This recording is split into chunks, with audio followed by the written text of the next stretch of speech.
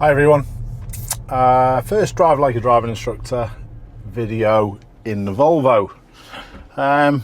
What are we dealing with today? Well, it's a subject that I've just done a little bit of work with one of my training instructors with, and it's reading and telling a story. I made the point when I was delivering this training that it's quite the opposite to the hazard perception test. I know I've gone on about that before. Something that I've moaned about many times, how I think the hazard perception test is deficient, because all it gets people to do is simply just stare at the hazard, but it doesn't get them to act upon them. Now, this instructor is a training instructor, not for my company, but for a different company, was quite surprised on how much this reading a story and telling a story happens with my driving. So I thought, well, that's a trainee driving instructor. Is it the same with all people? So that's what's led me to go off and do this today. I'm going to try and head into some busy areas. It is Bank Holiday Monday, Easter Monday when I'm filming this, so it's not necessarily going to be the busiest, but we're going to try and come up with a few things. I need my sun visor down. So my car beeping because it thinks it's a 20 limit. I'm going to turn that off so it's not annoying us throughout this drive. It's quite bright today. Conditions are good though. It's 18 degrees, a lot of people out.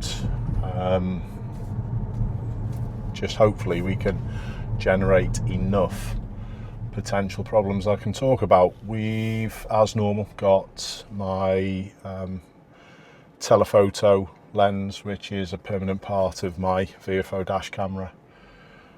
That should be able to help us pick up on things out into the distance. So what we're effectively looking for with hazard perception, this is really hazard perception done properly, we're looking for anything that could use the same space as we're using. And the first situation is this private hire driver to my right. So he's talking to, I think, his passenger in the back, but that doesn't necessarily mean he's not going to just zoom away. The lights have changed from the other side. We're not going to be long. No one's either side of me. Might use a little bit of power, but it depends on what this guy does. No, he's slow away, good as gold, no problem. So you're reading people and you're trying to look at the actions of people rather than just saying it's a car or it's a person. That is the key thing. And it's often what people don't do. It's the opposite of target fixation and the opposite of what I say about the hazard perception test. So we haven't got a rear camera on this vehicle yet. I've put the dog grate up so we can probably see a little bit out the back. That one, not too bad. We're through the lights. Bus is the next thing, and anyone behind the bus. So bus could move away, but probably not, because the few people are getting off. It could start to move away shortly. Is anyone to this left-hand side? No, that's all good. So I'm going to spend my time, like I said, driving in busy areas. I'm going to head from here through Walton Vale, up County Road. We're going to see whether we can generate a little bit of potential. Haven't had anything that I've had to deal with as of yet, but again, just watching these people to this right hand side, I'm looking closely at their speed and their position and seeing what they're doing. If they're matching to the car in front, are they likely to come in? The crossing could change. No one's really close behind. No one's activated it though. That's all good. So this vehicle to my right hand side, the same private hire as before. Are they turning right? I'm leaning to see whether they're going to put a signal on. Yes, they are. So that's eliminated that particular threat. And even without that signal being on, what could you tell from that Renault positioning out to that side. You could tell that they were potentially turning right. So speed and position is something that is much more important, in my opinion, than just signals on their own. I do hope this isn't going to be too quiet. Okay, just get rid of my Google Maps. It thought I wanted to go somewhere. Notice the time to pick for that is when nothing's going on, no one's around.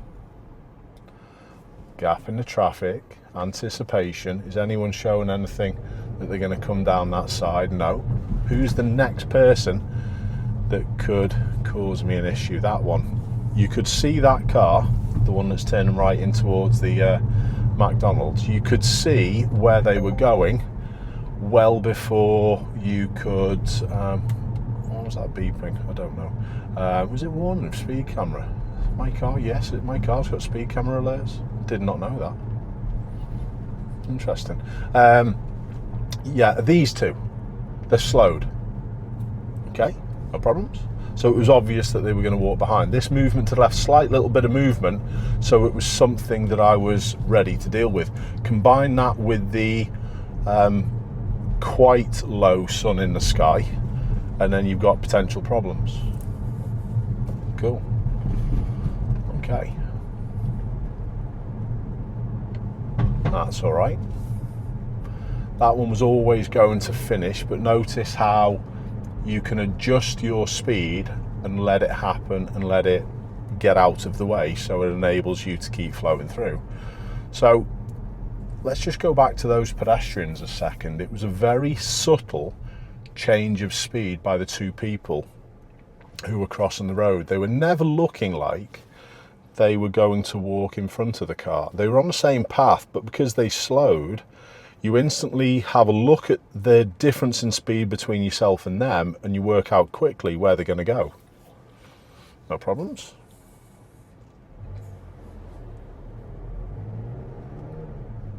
So it's not directly staring at people, it's reading them. I am going to do a little bit, where possible, about telling a story and being positive as well. But for now, we'll just see what comes up.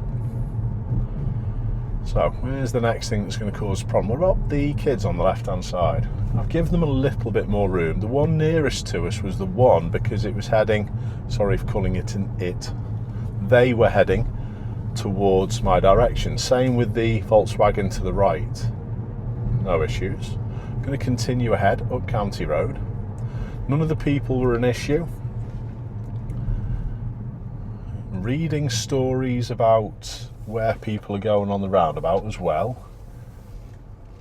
Interesting conversation I had with this training instructor earlier on, that I rarely talk about signals to my students. And it goes back to my video I did many years ago, when I didn't signal all the way home.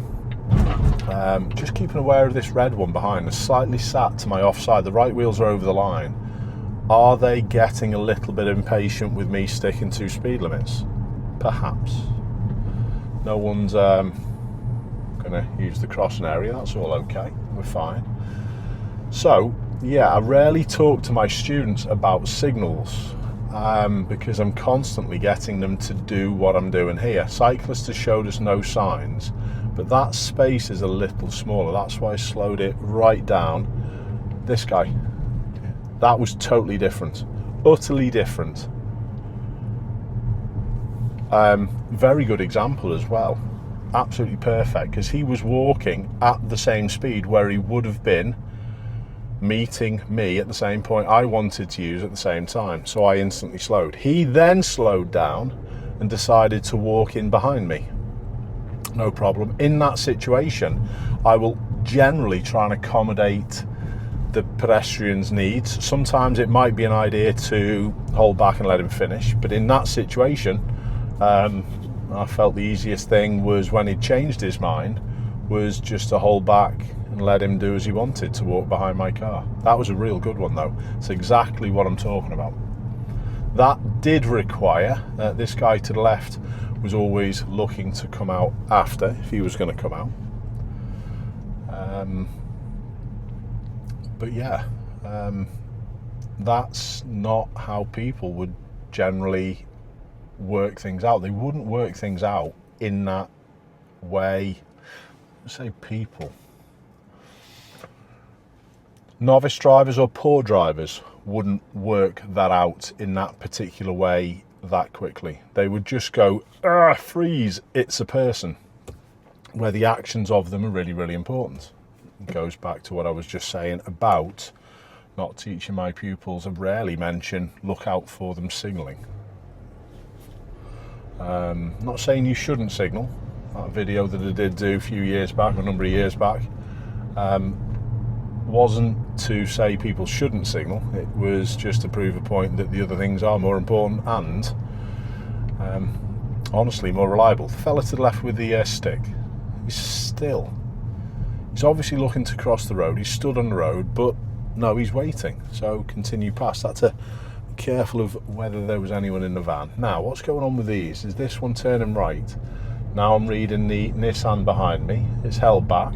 That's all fine. White one to the left has stopped and seen me. Blue one hadn't been seen until it arrived. So that one, and it usually is the case, the further one that isn't seen or can't see you especially, is the biggest danger.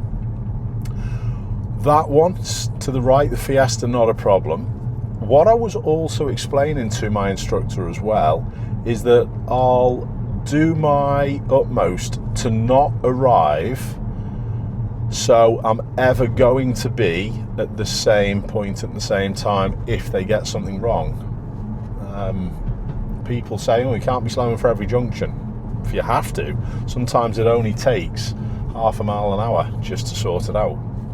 Is what it is. I think what I will do, I'm going to head off up to the left. We're going to head up to Breck Road. There might be some bits of Breck Road that we can deal with. What I'm looking for is potential where we might have the same sort of things to deal with people or cars pulling out or those type of things. And that was a good little example on that road. Okay, so we're looking closely at the actions of people, and this arriving at the same point and at the same time is super important to help your assessment.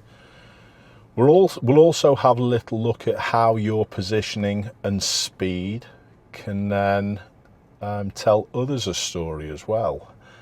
And this is even going back to the pedestrian that was the biggest problem, that didn't look till late and eventually walked behind us before the car that was in lane 2 behind me. I told that road user when they'd slowed down, by me continuing, thanks, I'm going past. And it probably allowed them to then take the small gap behind me in between myself and the car that was following. So when people say, it's going back to the old signal argument again, unfortunately, but it is important. People say, oh, signal, didn't signal. Your position and your speed is the biggest important signal that really tells the truth. You may very well indicate all the time, but if you then confuse the situation by taking up the incorrect speed or position that tells a different story, that whole situation can become misleading very quickly. You've got to combine all of it to be that top class driver. So, nothing going on here really. This one to the left, it had stopped, all good. Who can you hit if one of the parties stopped? No one. Not if you're doing things correctly. So if that car from the side road does stop, never going to cause me a problem. It's only when it starts to move. So that's the thing that you're looking for. This lady with the dog and the pram to the left hand side, she's held back and she's stopped. Dogs, I should say. Okay, no problems there. Breck Road, here we come. So, even without a signal, just making sure that one wasn't going to do anything. Maybe I've shown people that I'm potentially going to go left. The signal then backs it up. Signal is required here. There's a choice in where we could go, so it's important to show people.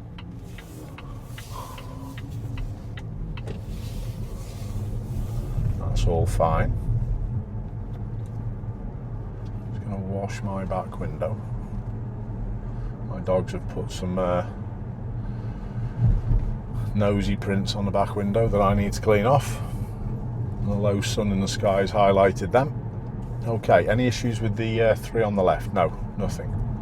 Too far away and walking too straight and showing no signs, although because there's kids there, kids can do anything quite haphazard and unexpected, so you're always watching. Nothing with any of the pedestrians around. No one was walking towards this pedestrian to the left hand side. Nope, nothing. All good. Ones to the right hand side are a little different in front of the pub. No issues though. Can't see anything that's going to invade my space at the moment.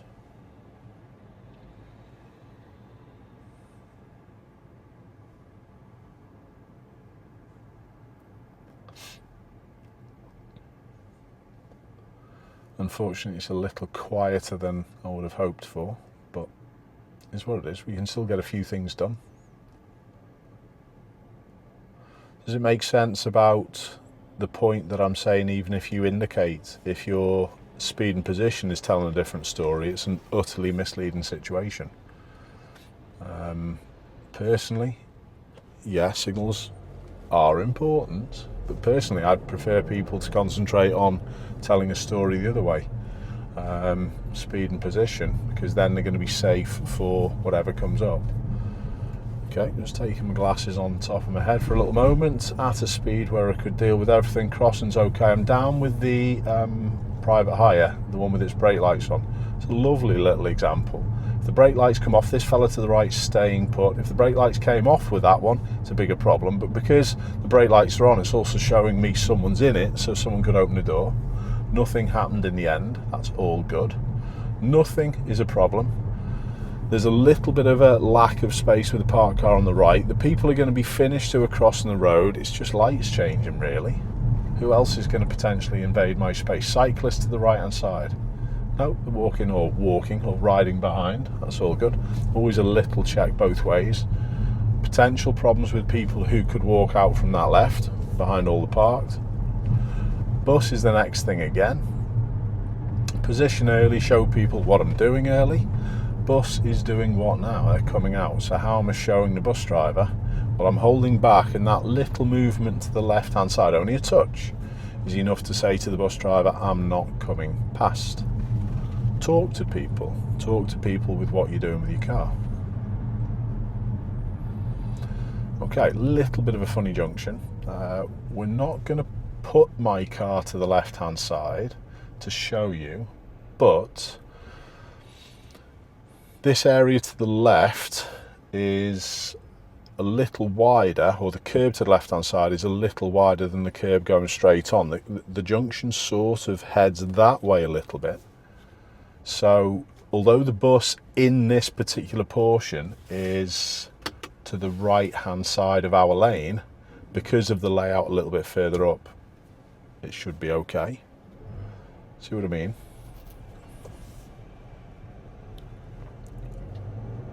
Good. I don't want to be misinterpreted by the Vauxhall to the right hand side, so I held back far enough so I could see that I was going to be able to clear the junction, and then I kept positive. Just had a little look. There was a cyclist that zoomed from the left from behind me.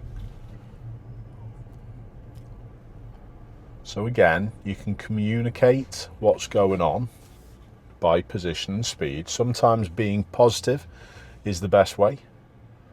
It's when people are indecisive that can sometimes lead to a little bit of confusion, that ooh ah sort of moments.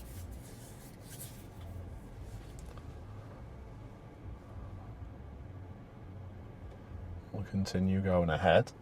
I'm going to try and pick as many bits as I can. So same thing, I can see the Range Rover to the right, and now I've kept relatively positive at a position that, interesting one here, I'm just holding back, and that says to the oncoming bus driver, I'm not going past. Now I think I can go. It wasn't brilliant planning from bus driver to the left, but do you notice the position out and hold back said to the oncoming bus driver, who clearly had priority, I would have had to have entered their lane. It clearly said to them, you can clear, there's no issue with me, I've stopped.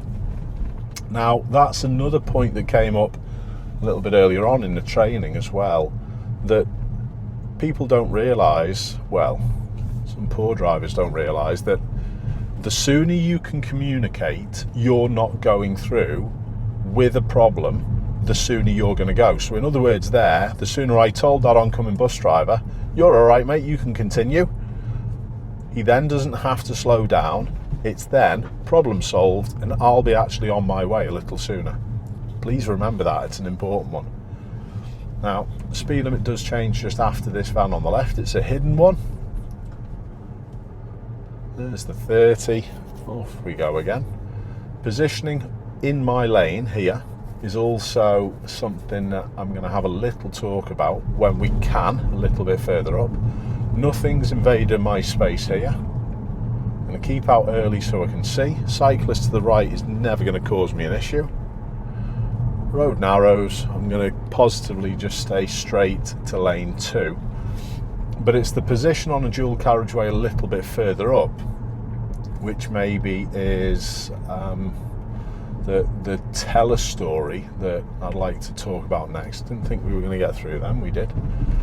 With the parked cars on the left hand side, I know it's a little bit different with the roadworks and the cones, but if you position fully in this lane or even slightly to the right hand side of this lane, it misinforms people around where you're actually going. So if I stayed all the way out here with these parked cars, it may very well say to them, I'm turning right, and invite people to come through. Just put your left wheels near that line. What does that show them then?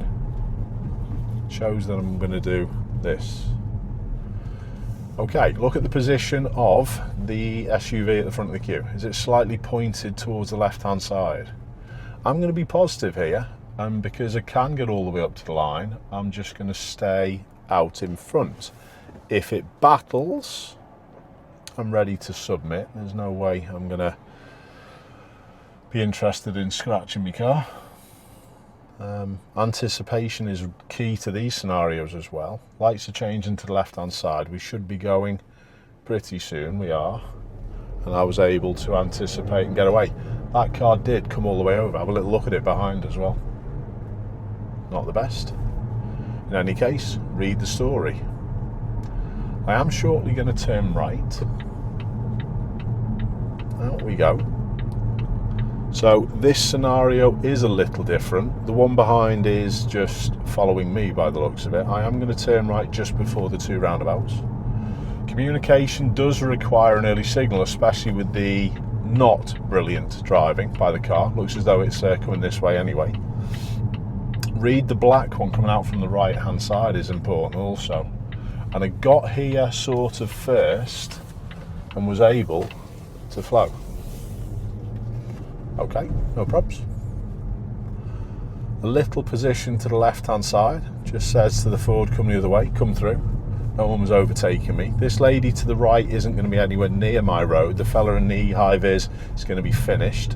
He's getting in his van potentially. I don't think he's going to be away.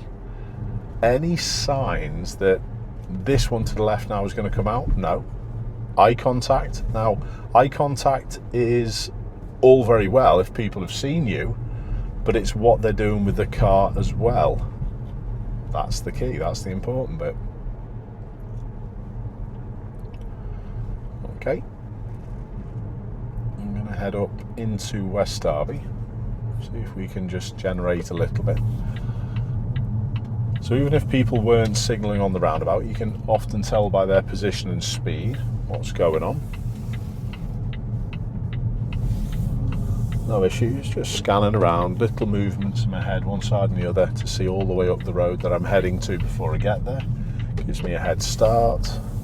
Same thing, has anything changed? A nice early position close to the left-hand curb. What does it tell the oncoming cars? And I'm staying here as well because of the car with its lights on. There's no one in the cycle lane, perfectly fine to use it, and it increases flow for everyone. It might actually encourage a little bit more safety with the oncoming cars away from the parked ones. Some of them are a little close for me to the parked. I've given them room. Use it. Okay, the one behind slightly catching. What's that telling me? It's telling me maybe, again, someone's a little impatient. Why would I ever, if I'm just following down a clear road, be wanting to catch the vehicle in front of me? Maybe they were a little bit impatient to turn right. Wouldn't have saved them much. Let's have a little look to see what's happening. Is there any little clues? Oh, again, just positioning to the left gives that one a little bit more room. They did push through quite at a tight space with the park one again.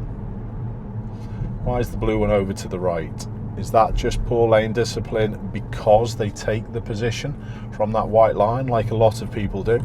BMW up ahead is slowing and turning, and the road narrows as well. So what am I going to do? I'm going to position out to the right hand side for a little bit better view, but now there's a car coming, I'm going to slow and take it back to the left hand side to again allow that flow to come through. Any issues here?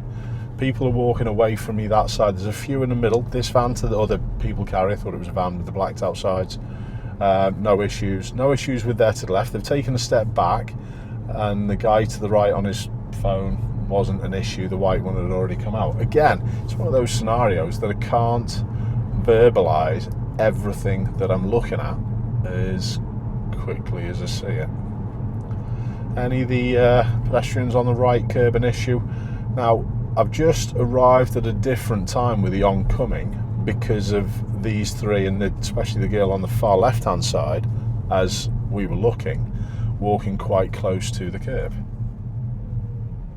Okay, I am going to head left.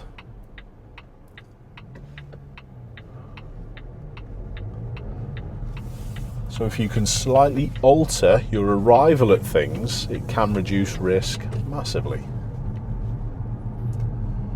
Jogger, no problems. Let's mention the fishing technique to everyone. It's something that I actually picked up from a driving instructor test examiner probably 5 or 6 months ago. It was a nice little analogy, and I've used it since. Like I said, I'm always this one to the right. Yeah, she was escaping a little bit because of that oncoming car, so I was just ready to change what I was doing. If she'd have pulled out wide, I did have space to that side, I would have adjusted and made sure it wasn't going to be an issue. There was a potential there. If she was just going to come straight out, that I would have been involved in a collision. Only stopping would have potentially got me out of it. So always be ready to do that. So the fishing technique is, anyone who's ever fished will understand this. Imagine you're fishing, you cast your lure out as far as you can, and then you drag it back like this. And that's what you do with your eyes. Cast it out as far as I can, up to the yellow emergency vehicle or ambulance, and then cast it all the way back. Quick look at the Cupra to the right hand side. She was showing me everything that I needed. Cyclist, he's finished, nothing close. Cast out again, scan it back. Nothing's coming into my space apart from the vehicles coming out from the supermarket on the right hand side. So I've scanned it all the way close, cast it out again. That one's coming this way, or the grey, I think it was a Peugeot, yes it was. Cast it out again, scan it back. And that's really what your eyes should be doing. There's many different techniques, too close to stop at that one. There's many different techniques that people can and do use regarding observation, but that fishing technique just resonated with me, thought it was good. Cast it out as far as you can, which is beyond the red car. It's just come around a bend, scan it all the way back, looking for things that are gonna come in our direction. Here, there's not much because of the solid line. The only thing that sometimes happens in situations like this is you will find cyclists coming down this road and people overtake. Cast your eyes out, or cast your eyes out and scan all the way back. No issues with the PEDs, signs as well. And when you're casting your eyes out, look at everything, look at every sign, scan it back. If there's something that's close, say if someone came out from the entrance to Croxford Park here or even on the left, cast close, scan back, and then cast far once you're happy with it. Hope that makes sense. So we're all okay. Cast your eyes out, signs, and hopefully my telephoto camera is going to help with this. Cast your eyes out as far as it can be, and I'm going to lean up so I looked over the bridge and just saw the oncoming car. Scan back, nothing. Cast my eyes out to the end, it's where the brake lights are, and then scan all the way back. The only thing that was potentially a problem was this guy to the right. There's a little entrance there that we've just gone past. No problems. Cast your eyes out. There's a pedestrian that's walking across the road with a dog. Colour of the lights on around the corner. They're probably going to be on red because I've just seen a car just pass from right to left. What would I like them to be on when we get there? Green, hopefully. Okay, I am going to continue ahead. So, to the grey one, learner car. No issues with that. Cast my eyes out again. Does that make sense? Is that what you do? Or do you tend to just fixate at one thing at one distance? Cast my eyes out. The people are walking slightly towards the road or closer to the road. Fella's pushing a scooter, so obviously the kid's fed up with using it, unless it was one of the older people's. It might have been. Cast my eyes out and then scan them back. There's loads of potential here that we can't see. Reduced. Silver one's coming this way. Looks as though it's followed the bend nicely, so we're good. Cast my eyes out. No issues with the crossing. That's all going to be finished. The junction to the left is what I can't see. And obviously I'm constantly watching my mirrors to deal with all of this stuff as well. And by backing off early, I'm always trying to time my movement, and by doing that, this guy's walking slightly towards that curb. Wouldn't surprise me a bit further up if he looks to cross. Might have just been concentrating on what he was doing, don't know. Lights could change. Is that Nissan going to cross my path? No. The gap that I left was a little tight. It's positive enough to say don't go, but it's still far enough away to give myself as much time and space to deal with whatever's happening, and that's a big skill as well, to be able to do that. Cast my eyes out, little scan back at this fella. So I'm doing it quicker than I talk about it as well, constantly going from far to close, and I'm just looking at anything that could invade my space as well as mirror work. Okay. If I had all the brake lights at the lights, fella to the left's not an issue. I'm watching any movement with any of the cars that are faced towards me. Anything that's faced towards me has got a higher likelihood of coming into my room and coming into my space that I'm wishing to use. Okay, we're going to get to the lights and turn left. No issues. A signal would be beneficial.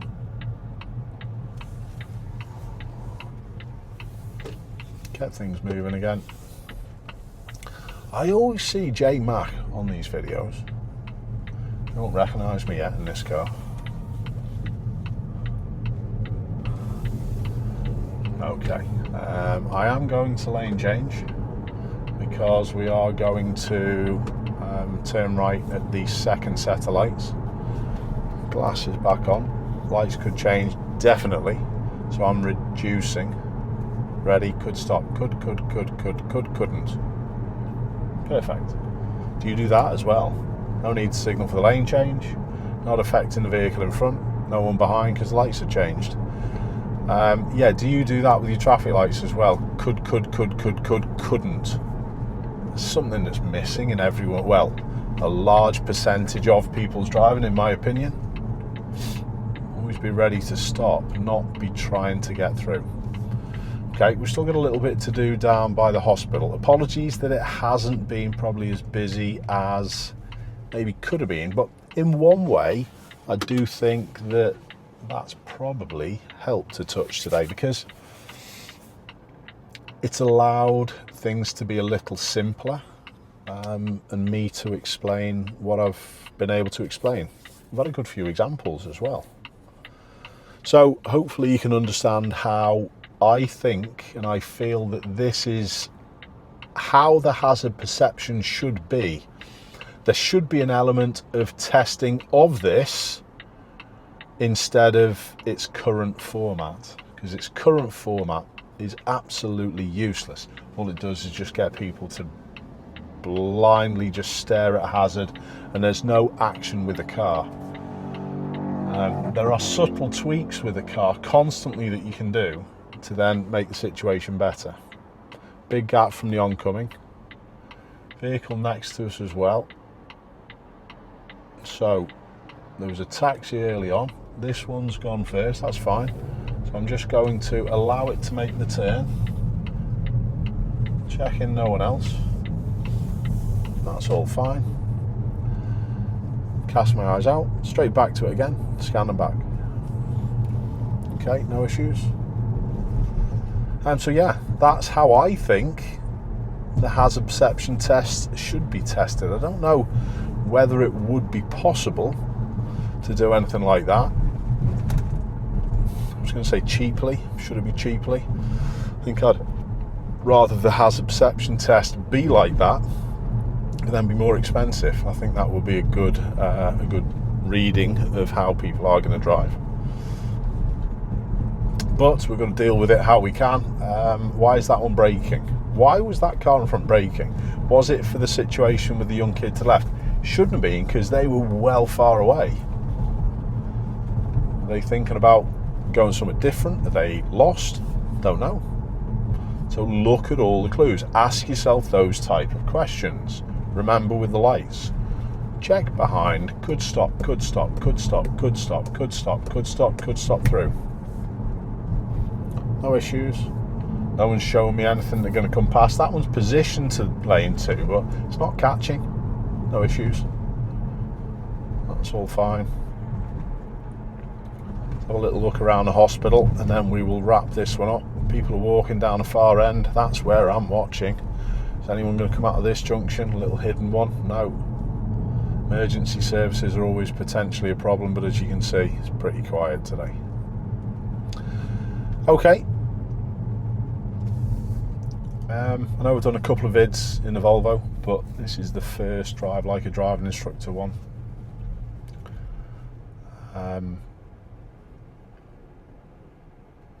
Nothing's changed really.